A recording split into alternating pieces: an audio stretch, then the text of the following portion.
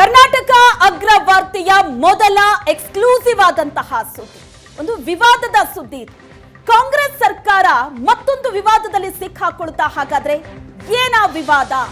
ಸದ್ದು ಮಾಡ್ತಾ ಇದೆ ಬೆಳಿಗ್ಗೆಯಿಂದಲೂ ಕೂಡ. ವಸತಿ ಶಾಲೆಗಳಲ್ಲಿ ಕೈ ಮುಗಿದು ಒಳಗೆ ಬಾ ಅನ್ನೋ ಘೋಷವಾಕ್ಯವನ್ನ ಇಷ್ಟು ದಿನ ನೀವು ನೋಡ್ತಾ ಇದ್ದೀರಿ. ಜ್ಞಾನ ದೇಗುಲವಿದು ಕೈ ಮುಗಿದು ಒಳಗೆ ಬಾ ಅಂತ ಶಾಲೆಗಳಲ್ಲಿ, ಈ ರೀತಿ ವಸತಿ ಶಾಲೆಗಳಲ್ಲಿ ಅಂಥದ್ದೊಂದು ಘೋಷವಾಕ್ಯ ಇರ್ತಾ ಇತ್ತು. ಆದ್ರೆ ಈಗ ಆ ಘೋಷವಾಕ್ಯಕ್ಕೆ ಕತ್ತರಿ ಬಿದ್ದಿದೆ. ಈ ಮೂಲಕ ಮತ್ತೊಂದು ವಿವಾದವನ್ನ ಕರ್ನಾಟಕ ಸರ್ಕಾರ ಮೈ ಮೇಲೆ ಎಳೆದುಕೊಂಡಿದೆ. ವಸತಿ ಶಾಲೆಗಳಲ್ಲಿ ಕೈ ಮುಗಿದು ಒಳಗೆ ಬಾ ಅನ್ನೋ ಘೋಷವಾಕ್ಯಕ್ಕೆ ಕತ್ತರಿ ಹಾಕಿದ್ದು ಬಹಳ ದೊಡ್ಡ ಚರ್ಚೆಗೆ ಇದು ಕಾರಣವಾಗ್ತಾ ಇದೆ. ಹಾಗಾದ್ರೆ ಮೊದಲಿದ್ದಂತಹ ಘೋಷವಾಕ್ಯವನ್ನ ಬದಲಿಸಿ ಏನಂತ ಹಾಕಿದೆ ಸರ್ಕಾರ? ಜ್ಞಾನ ದೇಗುಲವಿದು, ಧೈರ್ಯವಾಗಿ ಪ್ರಶ್ನಿಸಿ ಅಂತ ಬದಲಾಯಿಸಿದೆ ಸರ್ಕಾರ. ಶಾಲೆಯ ಮಕ್ಕಳಲ್ಲಿ ಅಜೆಂಡಾ ತುಂಬೋದಕ್ಕೆ ಹೊರಡ್ತಾ. ಹಾಗಾದ್ರೆ ಸರ್ಕಾರ ಇದೇ ವಿಚಾರ ಈಗ ಬಹಳ ದೊಡ್ಡ ಚರ್ಚೆಗೆ ಕಾರಣವಾಗ್ತಾ ಇದೆ. ಇಂಥದೊಂದು ಘೋಷವಾಕ್ಯವನ್ನ ಬದಲಿಸಿದ್ದರ ಹಿಂದಿನ ಕಾರಣ ಆದ್ರೂ ಏನು ಉದ್ದೇಶ? ಹಾಗಾದ್ರೆ ಬಲವಂತವಾಗಿ ಜಾತ್ಯತೀತ ನಿಲುವುಗಳನ್ನ ಹೇರ್ತಾ ಇದೆಯಾ ಸರ್ಕಾರ?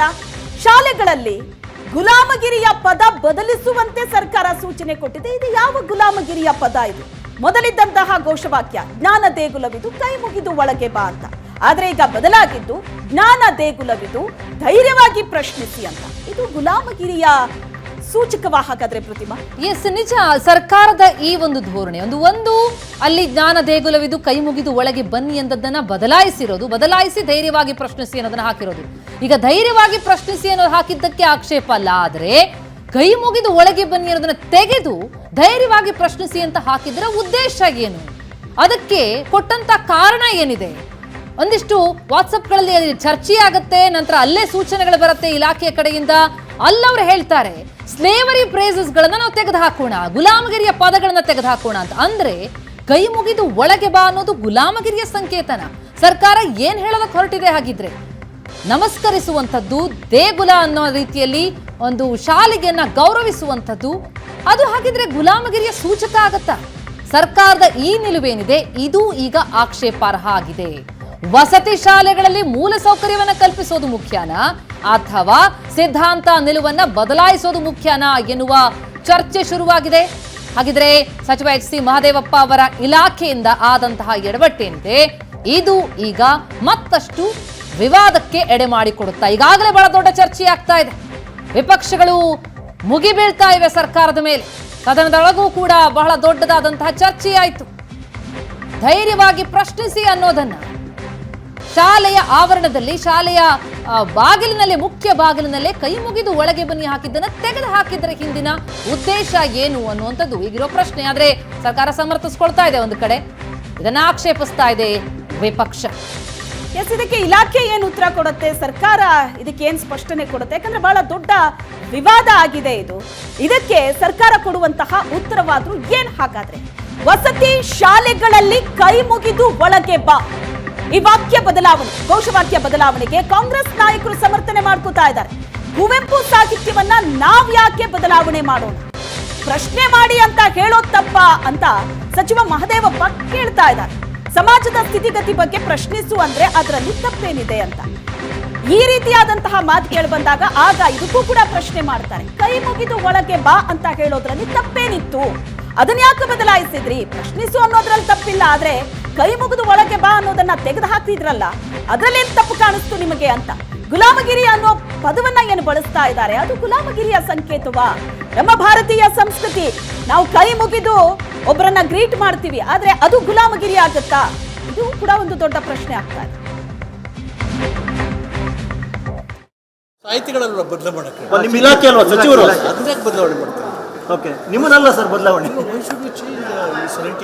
ಹಾಂ, ಯಾರು ಹೇಳಿದ್ರು ಬದಲಾವಣೆ ಮಾಡ್ತೀವಿ ಸರ್? ಅದು ಬರ್ದಿದಾರಲ್ಲ, ಚೇಂಜ್ ಮಾಡಿ ಬರ್ದಿದ್ದಾರೆ ಸರ್. ಇದನ್ನು ಬದಲಾವಣೆ ಯಾಕೆ ಮಾಡೋದು?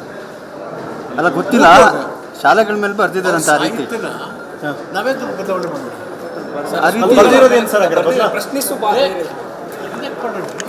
ಸರ್, ಪ್ರಶ್ನೆ ಮಾಡೋದು ಕಾನ್ಸ್ಟಿಟ್ಯೂಷನ್ ರೈಟ್.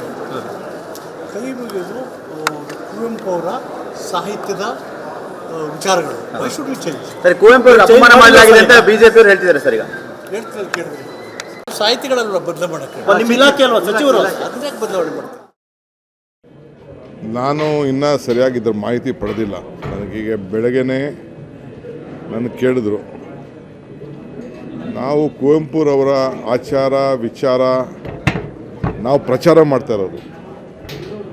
ನಾವೇ ಭಾರತ ಜನನಿಯ ತನುಜಾತೆ ಜಯ ಹೇ ಕರ್ನಾಟಕ ಮಾತೆ ಅಂಥೇಳಿ, ಸರ್ವ ಜನಾಂಗದ ಶಾಂತಿಯ ತೋಟ ಅಂಥೇಳಿ ನಾವೇ ಅದಕ್ಕೆ ಕಾಂಗ್ರೆಸ್ ಸರ್ಕಾರನೇ ಈ ರಾಜ್ಯದ ಜನತೆಗೆ ನಾವು ಮತ್ತೆ ಅವರು ನೆನಪು ಮಾಡಿಕೊಂಡು ಪ್ರತಿದಿನ ಬದುಕಿನಲ್ಲಿ ಅಳವಡಿಸ್ಕೊಳ್ಬೇಕು ಅಂತೇಳಿ ನಾವು ಹೇಳಿರೋದು. ಸೊ ಇವತ್ತು ಕೂಡ BJP ಯಾರು ನಿಮ್ಗೆ ಹೇಳ್ತಾ ಇದ್ದಾರೆ, ನಮ್ಮ ಕುವೆಂಪುರವ್ರಿಗೆ ನಾವು ಎಷ್ಟು ಶಕ್ತಿ ಕೊಟ್ಟಿದ್ದೀವಿ, ಅವರ ವಿಚಾರಗಳನ್ನು ಯಾವ ರೀತಿ ಪ್ರಚಾರ ಮಾಡ್ತಾಯಿದ್ದೀವಿ ಅಂಥೇಳಿ ಅವ್ರು ಮಾಡ್ಕೊಳ್ಳಿ. ಅವ್ರಿಗೇನು ಬೇರೆ ಕೆಲಸ ಇಲ್ಲ, ಬರೀ ತಪ್ಪು ಕಂಡು ಹಿಡಿಯೋಕ್ಕೆ ಪ್ರಯತ್ನ ಮಾಡ್ತಾ ಇರೋದಷ್ಟೇ. ಬದುಕಿನ ಬಗ್ಗೆ ಅವ್ರೇನು ಯೋಚನೆ ಮಾಡೋದಿಲ್ಲ. ನೋಡಿ, ಬದಲಾವಣೆ ಯಾವಾಗಲೂ ಸಹಜ. Change is the only constant ಅಂತ ಏನು ಹೇಳ್ತಾರೆ. ಯಾವಾಗಲೂ ನಾವು ನಮ್ಮ ಸಮಾಜದ ಏನು ಸ್ಥಿತಿಗತಿಗಳಿರ್ತದೆ ಅದಕ್ಕೆ ತಕ್ಕಂಗೆ ಬದಲಾವಣೆ ಆಗಬೇಕಾಗ್ತದೆ. ಆಮೇಲೆ ಧೈರ್ಯವಾಗಿ ಪ್ರಶ್ನಿಸಿ ಅನ್ನೋದರಲ್ಲಿ ತಪ್ಪೇನಿಲ್ಲ. ಈಗ ಕುತೂಹಲ ಇರಲಿಲ್ಲ ಅಂದರೆ ಕಲಿಕೆ ಇರೋದಿಲ್ಲ ಅಂದರೆ ಜ್ಞಾನ ಬರೋದಿಲ್ಲ. ಯಾವ ಸಮಾಜದಲ್ಲಿ ಪ್ರಬುದ್ಧತೆ ಇರೋದಿಲ್ಲ ಅದು ಸಮೃದ್ಧ ಆಗೋಕ್ಕೂ ಸಾಧ್ಯ ಆಗೋದಿಲ್ಲ. ಬಾಬಾ ಸಾಹೇಬ್ ಅಂಬೇಡ್ಕರ್ ಅವರಿರ್ಬೋದು, ಬಸವಣ್ಣನವರಿರ್ಬೋದು, ಬುದ್ಧ ಅವರಿರ್ಬೋದು, ಎಲ್ಲರೂ ಕೂಡ ಸಮೃದ್ಧ ಸಮಾಜ ಅಷ್ಟೇ ಬಯಸಿಲ್ಲ, ಪ್ರಬುದ್ಧ ಸಮಾಜ ಕೂಡ ಬಯಸಿದ್ರು. ಸೊ ಪ್ರಬುದ್ಧ ಭಾರತ ಕಟ್ಟಬೇಕು, ಒಂದು ಪ್ರಬುದ್ಧ ಸಮಾಜ ಕಟ್ಟಬೇಕು ಅದಕ್ಕೆ ಪ್ರಶ್ನೆ ಕೇಳಬೇಕಾಗ್ತದೆ. ಆಮೇಲೆ ಮಕ್ಕಳಲ್ಲಿ ನಾವು ಆ ವೈಜ್ಞಾನಿಕ ಮನೋಭಾವನೆಯನ್ನು ಬೆಳೆಸಬೇಕು ಆದರೆ ಅದು ಪ್ರಶ್ನೆ ಮುಖಾಂತರನೇ ಬೆಳೆಸ್ಬೇಕಲ್ಲ. ಯಾವುದಾದ್ರೂ ಈಗ ಎಲ್ಲದಕ್ಕೂ ಉತ್ತರ ಸಿಗುತ್ತೆ ಅಂತ ಇಲ್ಲ. ಆದರೆ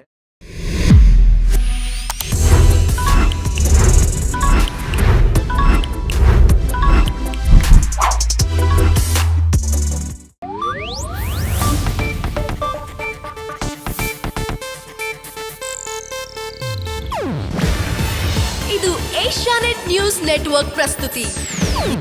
ನೀವು ನೋಡ್ತಿದ್ದೀರಾ ಏಷ್ಯಾನೆಟ್ ಸುವರ್ಣ ನ್ಯೂಸ್.